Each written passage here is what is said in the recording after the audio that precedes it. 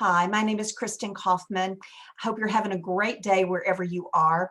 For those of y'all whom I've not met, I am the CEO and founder of a company by the name of Alignment. We're in the business of helping individuals, teams, and organizations find alignment within themselves so that they can be of greatest service to their constituents, to their clients, and ultimately to their markets. We come together every couple of days to share insights on how we can actually become the most effective leaders and contributors in whatever space it is that we are playing. So today I actually wanted to come on and share some insights that I've had over the past couple of weeks, basically through my clients. And over the last 18 months, I'm sure many of you all have faced the same challenges of how do you lead an organization in a world of a pandemic. We're leading over Zoom, we're leading over the phone, we're leading on Teamsy or Skype, you name it. All of my clients are using all of these technologies, but it's still not the same as management by walking around or picking up insight from what I call a proverbial water cooler. It's somewhat difficult. And one of the challenges that folks have shared with me is their ability to delegate effectively. And delegation, as we all know, is how we get things done through the influence and the power of having other people actually all row together to accomplish a common goal or a common mission, ultimately to accomplish a goal or a task. So, been really thinking about this because it's not always easy. And there were 4 things that I actually came up with over the past several days on how we can actually become more effective in delegating, particularly in the age of the pandemic. And amazingly, they all start with the word P, and that was not because of the pandemic. It just sort of came out that way.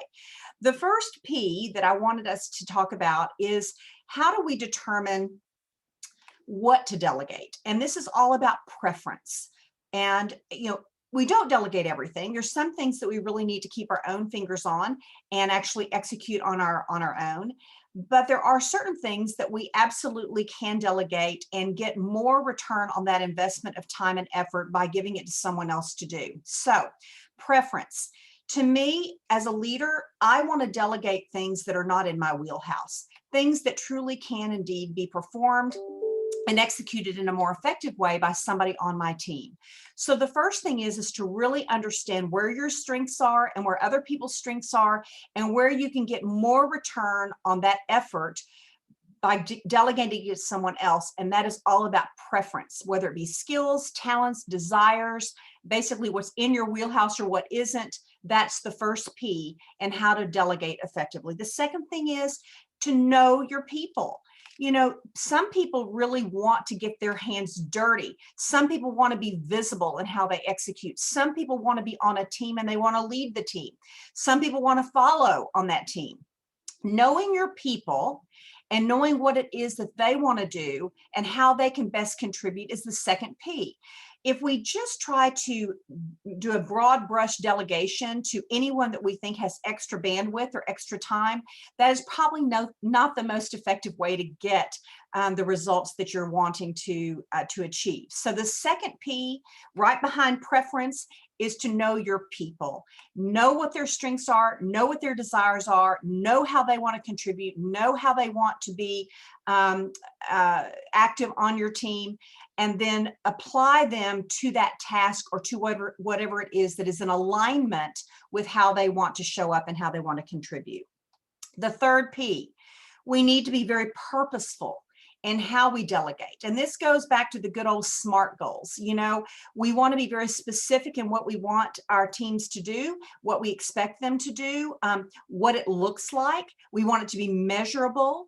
The A in my world is have it aligned to the greater good or the greater mission or vision of that team. The R is being realistic in what you expect them to achieve. And T, of course, is to have it be time stamped. And that's what we call a SMART goal. So when you're purposeful in how you delegate, you set the expectation on the front end there's a lot of clarity and the roles are clear, the expectations are clear, then people know exactly what they need to do to achieve what it is that you want them to achieve. And again, those SMART goals, being specific, measurable, aligned, realistic, and time-stamped, is frankly just the baseline. And then of course we want to check in with them periodically, have milestones throughout the process so that you know whether or not they're actually moving forward around that specific task or project that you've delegated to them. And the last P is all about pumping them up. I'm a huge believer in giving people what I call the proverbial B12 shot. People need to know that you're recognizing their effort. They need to know that they're being valued and they've been appreciated for the effort that they're putting forth, especially now during this strange time that we're coming out of. Oftentimes people are working really hard from their living room or their kitchen table, and they're not being able to be seen for the effort that they're putting forth. So going that extra mile to pump them up and to give them that B12 shot lets them know that their efforts are being recognized, that they're being seen and valued. And actually all of us need and want that, because it helps us to want to continue to perform and to exceed the expectations of those for whom we're working. So again, the 4 Ps from my perspective to delegate effectively, particularly in a pandemic arena, are being as knowing what preferences you have, what you want to delegate and to whom, knowing your people so that you know exactly what turns them on, where their strengths are, what's in their wheelhouse, what isn't, so that you can delegate to the right people at the right time, being purposeful in how you delegate, using the SMART goals when you do delegate to someone. And the 4th is to pump them up and to give them that B12 shot to let them know that it's a job well done and how much you appreciate their work. So hopefully that gives you a couple of nuggets, food for thought. Again, my name is Kristin Kaufman. I'm the CEO of a company by the name of Alignment. I work with leaders, individuals, teams, organizations to help them become most effective through what I call the process of alignment. And thus, by doing so, they achieve and create the lives and the careers that they want. With that, make it a great day.